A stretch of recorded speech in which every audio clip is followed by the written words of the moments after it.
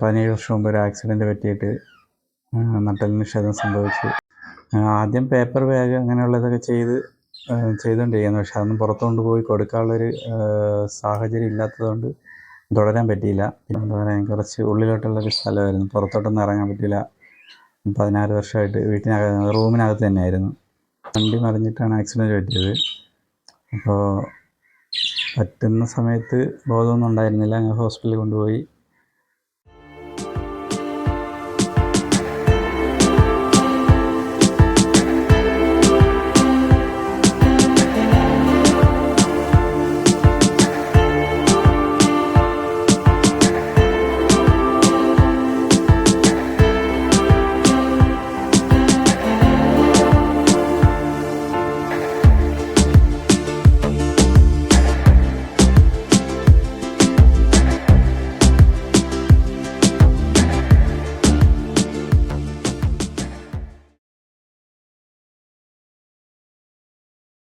എൻ്റെ പേര് മനോജ്.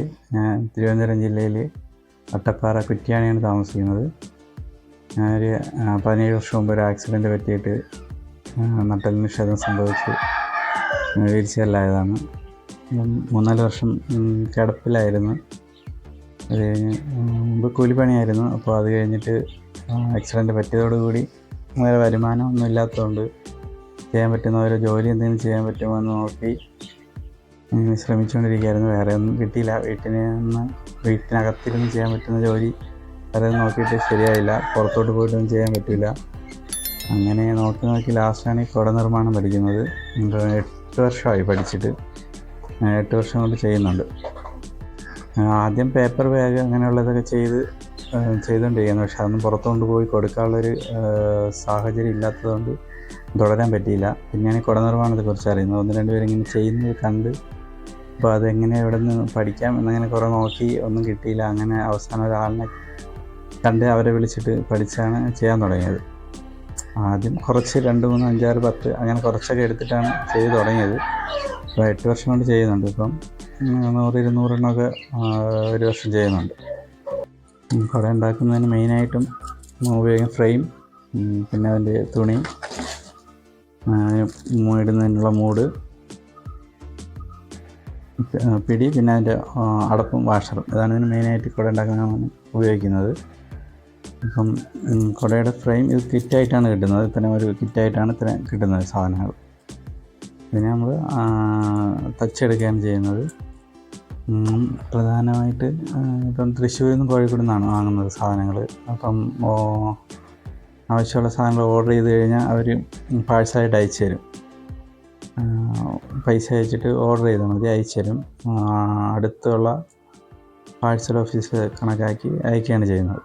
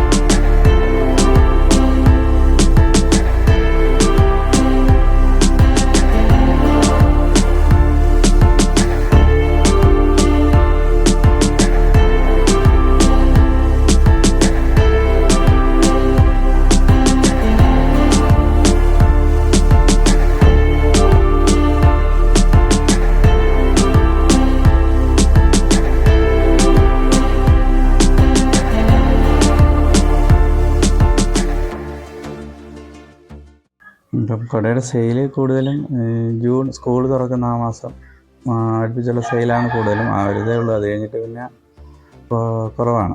ആ ഒരു മാസത്തെ ഇതേ ഉള്ളൂ. അതിപ്പോൾ സ്കൂളുകൾക്ക് സ്പോൺസർ ചെയ്യുന്ന ആൾക്കാരുണ്ട്, അങ്ങനെയുള്ളവർ വന്ന് ഒരുമിച്ച് വാങ്ങും.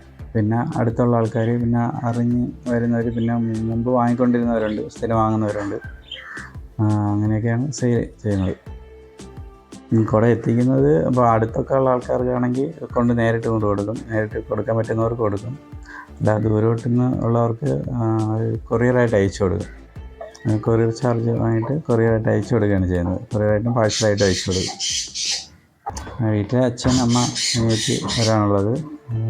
അച്ഛനമ്മയാണ് വീട്ടിലെ കാര്യങ്ങളൊക്കെ നോക്കുന്നവരാണ്.